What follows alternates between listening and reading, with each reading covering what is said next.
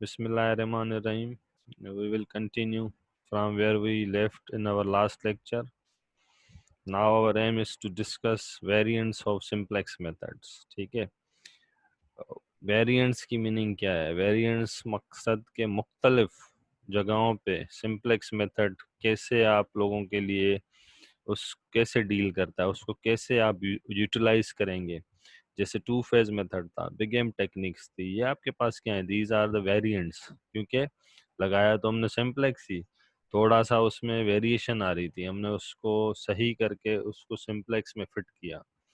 कभी कभी आपके पास क्या होता है कि आपके पास जो प्रॉब्लम होता है वो मैक्सिमाइजेशन का होता है, ठीक है, वो हम उसको सिंप्लेक्स मेथड लगा लेते हैं। Sometimes your objective function is minimization और कांस्टेंट आपके पास वही होते हैं। आपको पता है कि हमने कहा कि सिंप्लेक्स मेथड तो मैक्सिमाइजेशन के लिए इस्तेमाल होता है, फिर हम क्या करेंगे? इशू है, फिर क्या करेंगे? फिर आप क्या करेंगे? फिर उस मिनिमाइजेशन को कन्वर्ट करेंगे मैक्सिमाइजेशन में। हाउ यू विल कन्वर्ट, ठीक है, ये भी एक मसला है, ठीक है। उसके बाद सम टाइम ये भी होता है कि आपके पास जो आपकी इनइक्वलिटीज होती हैं वो दूसरी डायरेक्शन में होती हैं। आपने भी पढ़ा कि भाई इनइक्वलिटीज सिंप्लेक्स मेथड के लिए सुइटेबल कौन सी हैं, कि सिंप्लेक्स मेथड आपका जो है उस पे यूज करते हैं जिसमें आपकी इनइक्वलिटीज क्या होती हैं? The inequalities are in what? Maximization पे लगता है तो लेस देन होती हैं। अगर ग्रेटर हो गई तो फिर आप क्या करेंगे? इसी तरह से और भी इसके 7 मुख्तलिफ फॉर्म्स हैं जिस पे आप सिंप्लेक्स लगाते हैं। और कभी कभी ये भी होता है कि जब आप डिसाइड करते हैं विच वेरिएबल विल लीव। अभी तक तो हमने ऐसे देखा था कि भाई हम कहते हैं स्मॉलेस्ट पॉजिटिव जो रेशो होता है वो लीव करता है। कभी आप लोगों ने सोचा कि अगर रेशो जो स्मॉलेस्ट है वो बराबर हो फिर क्या होगा? हमने तो ये सोचा ही नहीं था। लेकिन जब हम मेथड्स को डिटेल में पढ़ते हैं तो ये सारी चीज़ें आ जाती हैं। These all are about variants of simplex method. देखें, in this section we present certain complications in the encountered in the application of simplex method and how they are resolved। कह रहा है कि यहाँ पर जो मुख्तलिफ कॉम्प्लिकेशन, मुख्तलिफ मसले होते हैं सिंप्लेक्स मेथड के, हम उनको रिजोल्व करेंगे। देखें, एक बंदा होता है ना, क्या करता है, यूनिवर्सिटी में उसने एडमिशन ले ली। अब जब वो यूनिवर्सिटी लाइफ में आएगा वो कहेगा कि यहाँ की लाइफ मुख्तलिफ है as compare to first year inter. First year inter में हम क्या करते हैं? कोचिंग क्लासेस लेते हैं और वहाँ पे हम मतलब रिलाय करते हैं on the tuitions more than self. But in terms of university हमें खुद पे रिलाय करना होता है। फिर हमारे पास मुख्तलिफ चीज़ें होती हैं, मुख्तलिफ सेमेस्टर्स होते हैं, ठीक है, मुख्तलिफ रूल्स होते हैं। ये हम सारी कॉम्प्लिकेशंस क्या हैं, इनको हल करके एक डिग्री हासिल करते हैं। इसी तरीके से सिंप्लेक्स मेथड के भी पास मुख्तलिफ कॉम्प्लिकेशन अराइज होती हैं। अगर मैक्सिमाइजेशन भी लगता है तो आपको कोई ऑब्जेक्टिव फंक्शन मिनिमाइजेशन दे दे तो आप क्या करेंगे? आप उसको कन्वर्ट करेंगे इन टर्म्स ऑफ मैक्सिमाइजेशन। अगर आप कह रहे हैं कि भाई सिंप्लेक्स मेथड ग्रेटर देन पे लगता है, ठीक है, लेस देन पे लगता है, सॉरी, अगर लेस देन पे लगता है कोई आपको ग्रेटर दे दे तो आप क्या करेंगे? अगर आपके पास जब सिंप्लेक्स की टेबल बनाए सॉल्यूशन आपके पास राइट हैंड साइड पे टाई हो जाएंगे तो फिर क्या करेंगे? आज हम इन 3 चीज़ों को डिस्कस करेंगे, ठीक है। Number 1 minimization, number 2 inequality in the wrong direction, number 3 degeneracy. These are called variants of simplex method. इन सब को हम क्या करते हैं? सिंप्लेक्स मेथड के वेरिएंट्स कहते हैं। We can illustrate the typical cases through numerical examples. आपको पता है थ्योरेटिकल में बताना जब होता है ना वो ऐसे लगता है कि 2 लाइनों का है। जब इसको हम यूजिंग एग्जांपल हल करते हैं हमें क्लियर भी हो जाता है, हम उस थ्योरी को अपने वर्ड्स में भी लिख सकते हैं, ठीक है। The following variants are being considered. हम कह रहे हैं कि ये फॉलोइंग जो वेरिएंट्स है ये कंसीडर किए जाते हैं वाइडली।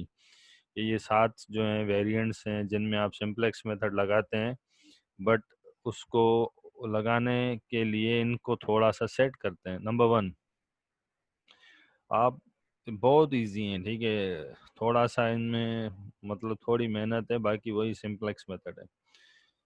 नंबर 1 कह रहा है कि मिनिमाइजेशन, कह रहा है sometimes we come across problems in which the objective function has to be minimized, ठीक है, इंस्टेड ऑफ मैक्सिमाइजिंग।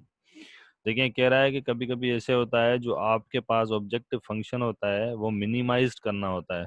क्या करना होता है? मिनिमाइज। हमें मैक्सिमाइज नहीं करना होता है। लेकिन अभी हम पढ़ के आए हैं कि सिंपलेक्स मेथड तो मैक्सिमाइज पे लगता है। नो वरी, आप उसको कन्वर्ट कर सकते हैं। देखिए, method is to change the problem into an equivalent problem involving maximization and proceed with the steps of regular simplex method. कह रहा है कोई मसला नहीं है, आप क्या करेंगे, उस मिनिमाइजेशन को कन्वर्ट करेंगे मैक्सिमाइजेशन में, फिर आप वही स्टेप सिंपलेक्स के लगाएंगे। ठीक है। कह रहा है the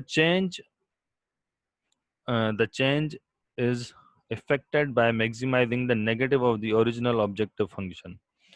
ठीक है। आप कह रहा है कि हम चेंज कैसे करते हैं वो थोड़ा बताएगा। ठीक है, फर्दर मैं आपको थोड़ा सा एग्जांपल दूंगा, उससे आपको ज़्यादा क्लियर हो जाएगा कि ये कहना क्या चाह रहा है। मिनिमाइजिंग एनी फंक्शन, कह रहा है एक फंक्शन है जो आपके पास गिवन है z equal to F of, क्योंकि आपको पता है आपके पास जो राइट हैंड साइड होती है वो फंक्शन होता है किसके, x1 x2 x3 कितने भी हो। जैसे 5x1 plus 3x2, 5x1 plus 3x2 plus 7x3 subject to the set of constants is completely equivalent to maximizing। कह रहा है अगर आपके पास वो ऐसे गिवन है z equal to 5x plus 3y, आप उसको लिख दें z equal to -5x minus 3y, उसको आप क्या करें, नेगेटिव में लेके जाएं, तो आपको क्या मिल जाएगा, मैक्सिमाइज मिल जाएगा। Subject to the same set of constant, same constant होने चाहिए, सिर्फ आप ऑब्जेक्टिव फंक्शन को चेंज करेंगे। कह रहा है for example we want to minimize a function, कह रहा है एक फंक्शन है जिसको हमें मिनिमाइज करना है, सब्जेक्ट टू सम कांस्टेंट, ये वाला मिनिमाइज करना है। तो मैक्सिमाइज में इसको मैं क्या लिखूंगा, इसको माइनस से मल्टीप्लाई कर दूंगा। देखिए माइनस से मल्टीप्लाई किया तो ये प्लस का था माइनस का हो गया, ये प्लस का था माइनस का हो गया, ये माइनस का था प्लस का हो गया। देखें ये वही चीज़ है, जैसे आप फॉर एग्जांपल शीशे में खुद को देखेंगे तो रिफ्लेक्शन उतनी ही जाती है पीछे। अगर आप खुद को मैक्सिमाइजेशन कंसीडर करें तो जो रिफ्लेक्शन होगी मिनिमाइजेशन, मतलब वो डाउन में जा रही है। आप उसको वही कह सकते हैं कि अगर आपके पास प्रॉफिट 500 रुपये आ रहा है तो आपके पास उसको मिनिमाइज करें तो उसका नेगेटिव हो जाएगा। सिंपली आप क्या करेंगे, मिनिमाइजेशन, अगर आपके पास ऑब्जेक्टिव फंक्शन मिनिमाइज है तो आपको आप क्या करेंगे, मल्टीप्लाई करेंगे उसको माइनस से, तो आपके पास क्या हो जाएगा, मैक्सिमाइजेशन। और आपको पता है कि आपके पास सिंप्लेक्स में मिनिमाइज ही दे सकता है, क्योंकि मैक्सिमाइज देगा तो हम उसको माइनस से थोड़ी को मल्टीप्लाई करेंगे, क्योंकि वो तो लगता है मैक्सिमाइज पे। तो this was our first variants. ठीक है, जिसमें आप क्या करते हैं, ऑब्जेक्टिव फंक्शन आपके पास मिनिमाइज होता है, आप उसको मल्टीप्लाई करते हैं माइनस के साथ तो वो हो जाता है मैक्सिमाइज। दिस इज इक्विवेलेंट और कांस्टेंट आपके सेम रहेंगे। Now you will proceed with the same simplex method. कह रहा है कि समटाइम्स इट हैपेंस, इनइक्वलिटी आपको किसी रॉन्ग डायरेक्शन में गिवन है। क्या होता है, इनइक्वलिटी आपको रॉन्ग डायरेक्शन में गिवन है। देखिए द साइन और direction of inequality can easily be reversed. आपको पता है कि inequality is not an equation, equation और इनइक्वलिटी में फ़र्क है। इनइक्वलिटी को आप इजीली रिवर्स कर सकते हैं। कोई कहे ना भाई कि 3 इज लेस देन 4, यहाँ आपको किसी ने कहा कि 5 इज ग्रेटर देन 4, 5 4 से बड़ा है। ठीक है, अगर आप इसको माइनस से मल्टीप्लाई करेंगे तो इनइक्वलिटी रिवर्स हो जाएगी, फिर वो कहेगा -5 इज लेस देन -4। ठीक है, इसका मकसद है इफ इनइक्वलिटी ग्रेटर है उसको आप माइनस से मल्टीप्लाई करें, लेस हो जाएगी, you can use the simplex method. ठीक है, द साइन और direction of inequality can easily be reverse when both side are multiplied by -1। Okay, therefore if the constant has inequality of the type, कह रहा है greater की है अगर inequality, क्योंकि आपको पता है कि प्रॉब्लम करेगा ही ग्रेटर ना, तो कांस्टेंट में लेस होगा तो वो तो वैसे ही सिंपलेक्स लग जाएगा। The same can be converted into desired inequality of the type less than, कह रहा है उसको आप इजीली कन्वर्ट कर सकते हो by multiplying -1, by multiplying both side by -1। To illustrate consider the inequality, कह रहा है इसको एक्सप्लेन करने के लिए आप ये इनइक्वलिटी लें, this one 2x plus 5y greater than equal to 18, इसको आप माइनस से मल्टीप्लाई करेंगे तो ये ग्रेटर है, तो ये क्या हो जाएगा, this one will be less, this is equal to -2x -5y less than equal to -18, but this में led to negative value in the right side. कह रहा है ऐसे हो सकता है कि आपके पास राइट साइड पे नेगेटिव वैल्यू है, which makes the solution infeasible, जो आपके solution को क्या करेगा, infeasible, and we may have to adopt big M technique or two phase technique to find the feasible optimal solution. देखें, अगर आपके पास मैक्सिमाइजेशन का प्रॉब्लम है, कांस्टेंट आपके पास ग्रेटर है, आप उसको माइनस से मल्टीप्लाई करके हल कर सकते हैं, रिजल्ट आपके पास आएगा। बट कह रहा है कभी कभी ऐसे भी होता है सॉल्यूशन नहीं आता है, फिर हमें क्या है कि बिग गेम टेक्निक और टू फेस पे जाना होता है। मतलब आप वैसे भी कर सकते हैं उसको, और अगर कभी कभी फिर ऐसे होगा प्रॉब्लम आ जाता है तो फिर हमें बिग गेम टेक्निक और टू फेस पे जाना होता है। अगर आप देखें इसको, इसमें कन्वर्ट करेंगे इस इक्वेशन को, इसमें तो ये लेस में हो गया, now you will use what, क्या यूज करेंगे, लेस देन है, now you will use here which variable, select variable, क्योंकि inequality is in less than. But हो सकता है still there is a problem, ठीक है, प्रॉब्लम होगा तो आप यूज करते हैं बिग एम या टू फेस। और आप यहाँ से ये भी कंक्लूड कर सकते हैं कि if your inequality in the wrong direction, आपने पीछे पढ़ा है ग्रेटर में आ रही थी, we will straight forward use कर लेंगे हम टू फेज और बिग एम टेक्निक, ठीक है।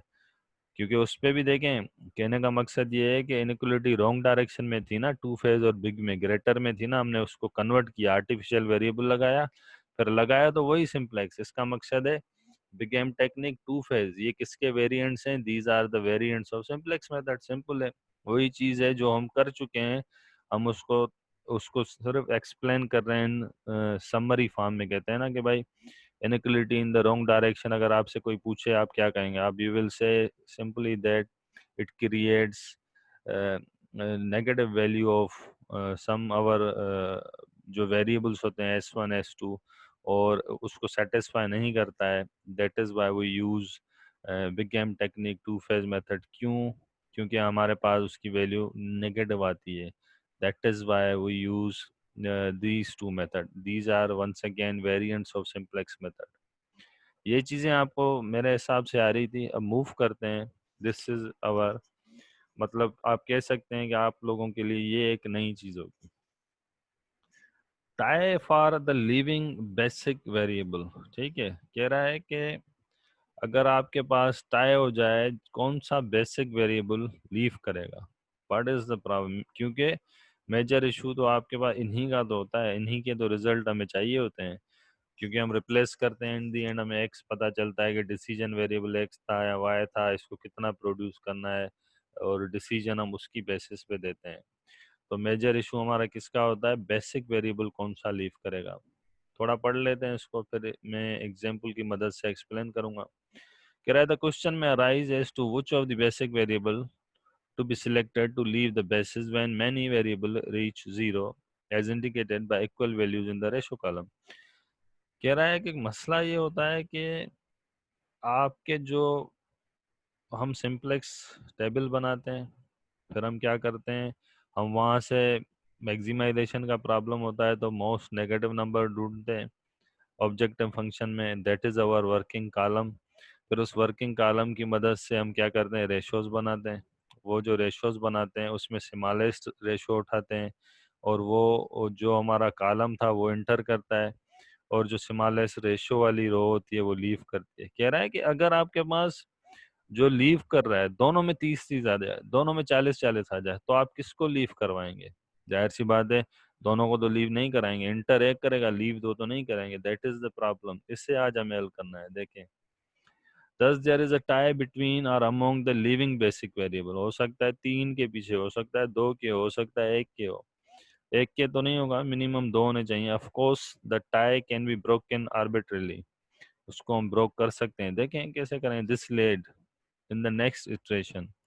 कह रहा है फिर क्या होगा, जब आप उसको ब्रेक करेंगे तो नेक्स्ट इटरेशन आप उसको हल करेंगे। कह रहा है the basic variable to take value zero, कह रहा है जो बेसिक वेरिएबल की आपकी जो कॉलम होगी वहां पे जो वेरिएबल है कोई वेरिएबल जीरो होगा, देखेंगे आता है या नहीं, in which the case the solution is set to be degenerate. कह रहा है उस सॉल्यूशन को आप क्या कहते हैं, डीजेनरेट।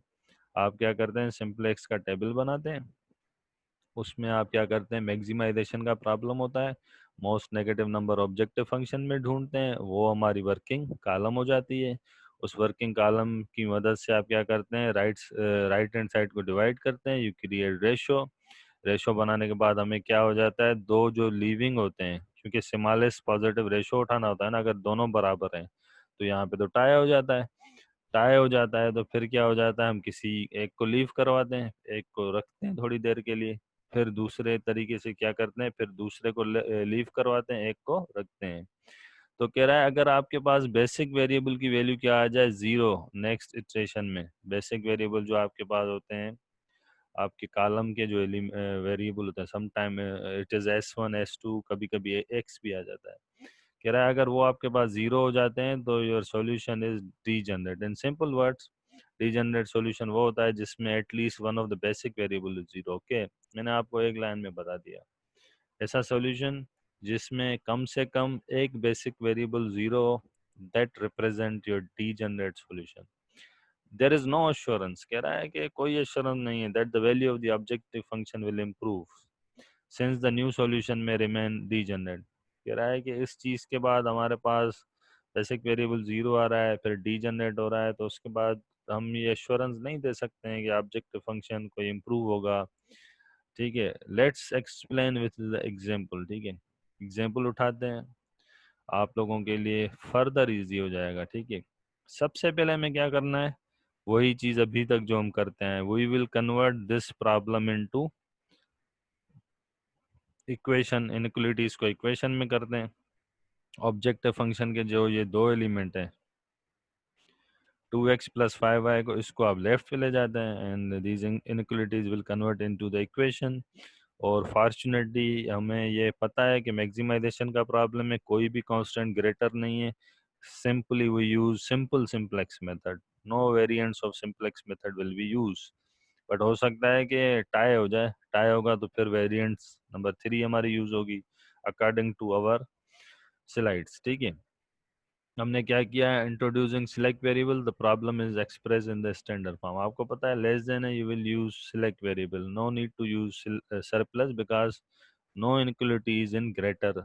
ठीक है, or equal, greater than equal. देखें हमने क्या किया, ऑब्जेक्टिव फंक्शन के जो दो हमारे पास वैल्यूज थे उनको लेफ्ट साइड पे ले आए, तो यहाँ पे z minus 2x minus 5y होगा। ठीक है, सॉरी, क्या होगा, z minus 2x, this is minus 5y। Okay, this will be minus 5y equal to 0। दूसरी क्या हो जाएगी, x plus S1 equal to 40, y plus S2 equal to 30। तीसरी क्या होगी, x plus y plus S3 equal to 30। और all जो हमारे वेरिएबल्स हैं, this will be greater than equal to 0। यही है, देखें ये तो चीज़ें हम करके आए हैं। हमने क्या किया, इसको टेबुलर फॉर्म में लिखा, इक्वेशन 0 1 2, बेसिक वेरिएबल आपके क्या होते हैं, S1 S2 S3। यहाँ पे कोफिशिएंट लिखते हैं z x y S1 S2 S3, right hand side यहाँ पे रेशियो देखें, z के क्या होगा, 1 माइनस 2 माइनस 5, यहाँ पे भी मैंने कहा माइनस आएगा। ओके, माइनस 5 क्योंकि वहाँ पे प्लस का था। S1 S2 S3 के कोफिशिएंट क्या हो जाएंगे, 0, राइट साइड पे भी 0। नंबर वन इक्वेशन मैंने इसको जीरो का, इसको हमने वन का, इसको क्या हो जाएगा, यहाँ पे z का कोफिशिएंट नहीं है तो जीरो, x का 1, y का 0, S1 का 1, रिमेनिंग 0। देखें z का 0, x1 का 1, x का 1, y का 0, S1 का 1, remaining 0, and right hand side is 40। Similarly you will put this all equation into this tabular form. आखिरी में बता देता हूँ, देखें S3 x, z का कोफिशिएंट तो 0 है ही नहीं, x का क्या है 1 है, y का क्या है 1 है, S1 है ही नहीं 0, S2 है ही नहीं 0, S3 क्या है, दैट इज 1, और राइट साइड पे क्या है 30। अब देखिए मसला ये होता है कि सबसे पहले हम क्या करते हैं, we need to know which value of the objective function is most negative. This is your objective function, this one. Okay, ये ऑब्जेक्टिव फंक्शन की हमारे पास ये है ऑब्जेक्ट, इसमें मोस्ट नेगेटिव नंबर है -5, which means this is your pivot column, ये आपकी pivot column है। फिर हम क्या करते हैं, रेशियोज बनाते हैं, एक्सेप्ट z ऑब्जेक्टिव फंक्शन, 0 से डिवाइड करेंगे तो इन्फिनिटी, 1 से डिवाइड करेंगे तो 30, राइट साइड को 1 से डिवाइड करेंगे इसको राइट को तो 30। Here we see that two जो आपके पास वेरिएबल लीव करेंगे, यहाँ पे हमें ये पता है y एंटर करेगा, लीव क्या करेगा, S2 या S3, क्योंकि दोनों के वैल्यूज क्या है, सेम है। देखें ये टाई आ गया। अब आप ऐसे तो नहीं है कि कहेंगे कि भाई एक को लीव करते हैं एक को छोड़ दें, ठीक है, नहीं, हमें थोड़ा सा प्रॉपरली इसको मैनेज करना है। हमने कहा कि दो कर रहे हैं, S2 भी कर रहा है, S3 भी कर रहा है। हम क्या कर रहे हैं, फिर दोनों पे सॉल्यूशन चेक करते हैं। हमने कहा चले ऐसा करते हैं, पहले स्टेप में there is a tie between S2 and S3, वही लिखा है। S2 which to be selected, S2 which to be selected as leaving the basis, किसको सिलेक्ट करना है, किसको बेसिस से लीव करवाना है। कह रहा है select arbitrarily S3 as a leaving. आप ऐसा करें इजीली S3 को लीव करवा दें। फिर हम S2 पे भी आएंगे, हमने S3 को लीव करवाया, इसका मकसद है this will leave, S3 leave करेगा, Y क्या करेगा, इंटर द बेसिस। यहाँ पे देखें नेक्स्ट में S3 की जगह Y है, ओके देखें Y है। और ये कॉलम, ये रो सेम होती है, ये पूरी रो क्या होती है, सेम। और आपको पता है कि पहचान क्या होती है नेक्स्ट स्टेशन की, ये पाइवोट एलिमेंट है, इसके ऊपर क्या होने चाहिए, जीरो। आप क्या करते हैं, कैलकुलेशन करते हैं, वही जो हम कर चुके हैं इनको जीरो करते हैं। देखें these all will be zero, कहाँ पर है, वाई में, ठीक है, सॉरी वाई, देखें these all are zero, okay सही है। देखें उसके बाद हम क्या करते हैं, मोस्ट नेगेटिव नंबर देखते हैं, जेड में है ही नहीं, मोस्ट नेगेटिव नंबर नहीं है, then we say that we have obtain the required solution. देखें उसका मकसद है z आपके पास क्या है, z is equal to 150, S1 is equal to 40, S2 equal to 0, y equal to 30। यही तो कह रहा था वो कि जो आप इक्वेशन हल करेंगे उसमें बेसिक वेरिएबल क्या होगा, जीरो होगा। देखें बेसिक वेरिएबल जीरो आ गया। डीजेनरेट सॉल्यूशन क्या होता है, at least one of the basic variables value will be zero. Basic variable की ये कॉलम है, इसमें तो S2 क्या हो गया, S2 जीरो आ गया। इसका मकसद है this is your degenerate solution. देखें इसने यही लिखा, note one of the basic variable S2 in the final table of the simplex method as a value equal to zero. ये बेसिक वेरिएबल है S2 जिसकी जीरो है, leading to a degenerate solution. ठीक है, इससे आप कहते हैं डीजेनरेट सॉल्यूशन। कहाँ से होता है, जब आपके पास टाई सिचुएशन आ जाती है, टाई सिचुएशन आ जाती है, फिर आप उसको हल करते हैं तो नेक्स्ट सिचुएशन में क्या हो जाता है, आपके पास sometimes most of the time क्या हो जाता है, आपका जो बेसिक वेरिएबल है वो जीरो होता है, then there is arise a degenerate solution. कह रहा है कि हमने तो भाई आर्बिट्रली S3 को किया, अब S2 को करते हैं सेम टेबल से। S2 को करेंगे तो this row will be same, और इसकी जगह क्या आ जाएगा, y। देखें यहाँ पे if we had taken S2 as the living basic variable then the first iteration would be as follows। देखें यहाँ पे देखें हो गया y वाला, देखें 0 0 1 0 0, हमने S2 को लीव कराया, y ने एंटर किया, और ये रो सेम होगी। इसके ऊपर आपके पास क्या होंगे, देखें जीरो, ये वन, इसके ऊपर देखें जीरो 0 0।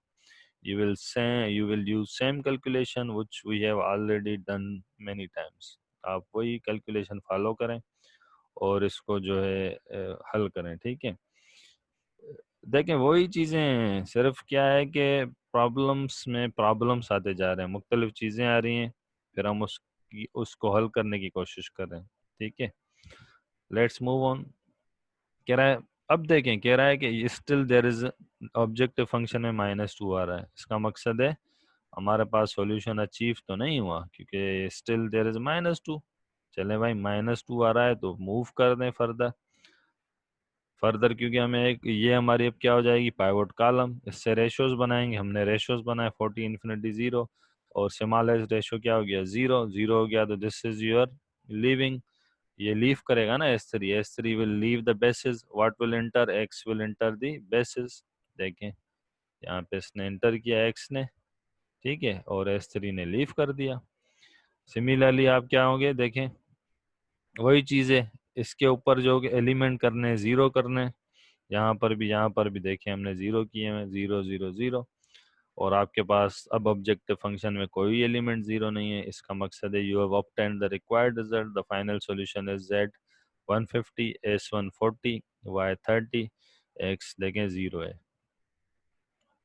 देखें वंस अगेन ये जो टेबल वन का जो सॉल्यूशन था दिस वन, यहाँ पर भी आपके पास क्या था, देखें सॉरी यहाँ पर, हाँ ये थी ना टेबल वन, ठीक है, ये हाँ सॉरी दिस वन, इसमें देखें S2 आपके पास जीरो था, यहाँ पे आपके पास देखें x जीरो है, S2 वहाँ पे बेसिक वेरिएबल था, यहाँ पर x आपके देखें क्या है, बेसिक वेरिएबल है। Once again this is your degenerate solution, क्योंकि आपको पता है कि हम कहते हैं at least one of the basic variable should be zero. In this case basic variable का जो कॉलम है दिस वन और एक्स यहाँ पे जीरो है। क्या कंक्लूड कर रहा था about table? Final step indicate that the basic variable is equal to zero. This implies that if we have to decide the maximum profit with the production of two products, even without producing one product, we will still get the maximizing profit. This is the degenerate optimal solution. कह रहा है कि ये हम क्या कर रहे हैं, हमने डिसाइड किया था कि भाई हमें दो चीज़ें बनानी है, एक हमें जहाज बनाना है, एक हमें कार बनानी है। हमने कहा कि भाई कभी कभी ऐसे भी हो सकता है कि हम कार्स नहीं बनाए, जहाज बना के भी हम ज़्यादा से ज़्यादा प्रॉफिट बना सकते हैं। हो सकता है ऐसे भी हो कि हम कार्स बनाए, जहाज नहीं बनाए, फिर भी मैक्सिमम प्रॉफिट करें। मतलब जो हमारे दो डिसीजन वेरिएबल हैं, कोई एक हम बनाए नहीं, दूसरा बनाए, और वहाँ पे भी हमें मैक्सिमम प्रॉफिट मिल सकता है। ऐसे सॉल्यूशन को आप कहते हैं डीजनरेट ऑप्टिमल सॉल्यूशन, जिसमें आपने एक जो आपका डिसीजन वेरिएबल था वो बनाया ही नहीं, दूसरा आपने बनाया। डीजनरेट हम क्यों कह रहे हैं? Because your decision your basic variable is zero. आपको पता है कि डीजनरेट क्या होता है? जिसमें one of the basic variable is your zero. This is what we have conclude here. थोड़ा सा मैं दोबारा रिपीट करूं, इसको मैं ग्राफिकली भी आप लोगों को एक्सप्लेन करवाऊंगा what is he is trying to say. यहाँ पे मैं थोड़ा रिपीट करूँ, it was new for you. Time में क्या होता है कि आपके पास सबसे पहले आप ऑब्जेक्ट उस कांस्टेंट को इक्वेशन में कन्वर्ट करते हैं, ऑब्जेक्टिव फंक्शन मैक्सिमाइज होना चाहिए, आप उससे इक्विवेलेंट सिस्टम बनाते हैं, ऑब्जेक्टिव को राइट साइड पे ले आते हैं, लेफ्ट साइड पे ले आते हैं, प्लस के होते हैं तो माइनस हो जाते हैं, ये माइनस के हो गए थे। और जो कांस्टेंट होते हैं उसमें आप सिलेक्ट अपना सिलेक्ट वेरिएबल यूज़ करते हो क्योंकि लेस देन थे। you convert these equation into simplex table। simplex method में most negative number देखते हैं because the problem is maximizing। तो आपने क्या किया, मोस्ट नेगेटिव नंबर यहाँ से उठाया, फिर ये वर्किंग कॉलम हो गई। आपने देखा कि यहाँ पे तो टाई हो रहा है, टाई हो रहा है, तो हमने कहा कि कोई एक चूज कर लेते हैं, S3 को लीव करवाते हैं। S3 को लीव करवा के हमने हल किया तो हमारे पास यहाँ पे देखा कि डीजनरेट सॉल्यूशन आ गया क्योंकि basic variable S2 is zero. फिर हमने कहा कि भाई चलें S2 को लीव करवाते हैं। जब हमने S2 को लीव करवाया तो हमने देखा कि हमारे पास एक इटरेशन के बाद still there was negative number. दोबारा हमने इटरेशन लगाई, फिर हमने देखा कि हमारे पास कोई भी नेगेटिव नंबर नहीं है ऑब्जेक्टिव फंक्शन में, और हमने ये भी देखा कि बेसिक वेरिएबल आपके पास एक जीरो है। This is your degenerate solution. और यहाँ पे हमने ये भी कंक्लूड किया कि हमारे पास एक्स और वाई दोनों आ रहे थे, और आपका वन ऑफ द जो डिसीजन वेरिएबल है एक्स वो आपका जीरो है, वाई आपका 30 है। Some time it happens that कि आप एक प्रोडक्ट बनाए एक नहीं बनाए और आपको फिर भी बड़ा प्रॉफिट हो। Such degenerate solution is called degenerate optimal solution. ठीक है, that is it for today. कोशिश करेंगे इसको आगे इसको ग्राफिकली एक्सप्लेन करें। उसके बाद आपका टॉपिक होगा टेम्पररी डीजनरेट सॉल्यूशन, उसके बाद अनबाउंडेड सॉल्यूशन, उसके बाद unbounded solution space but bounded optimal solution, उसके बाद multiple or alternative optimal solution. ठीक है, ये सारी चीज़ें हमें पढ़नी है। उसके बाद नॉन एग्जिस्टिंग फिजिबल सॉल्यूशन, उसके बाद अनरिस्ट्रिक्टेड वेरिएबल्स, टोटल 9 है। ठीक है, इनको मैंने 3 3 3 में डिवाइड किया है। एक दिन में इंशाल्लाह कोशिश करेंगे 3 चीज़ें कवर करें ताकि आप लोगों को भी मसला ना हो और इजीली कवर हो जाए। ठीक है, that is it for today. कोशिश करेंगे इंशाल्लाह ताला इसको दोबारा कंटिन्यू करेंगे। Thank you very much. Anyone wants to ask question, वो क्वेश्चन पूछ सकता है। ठीक है।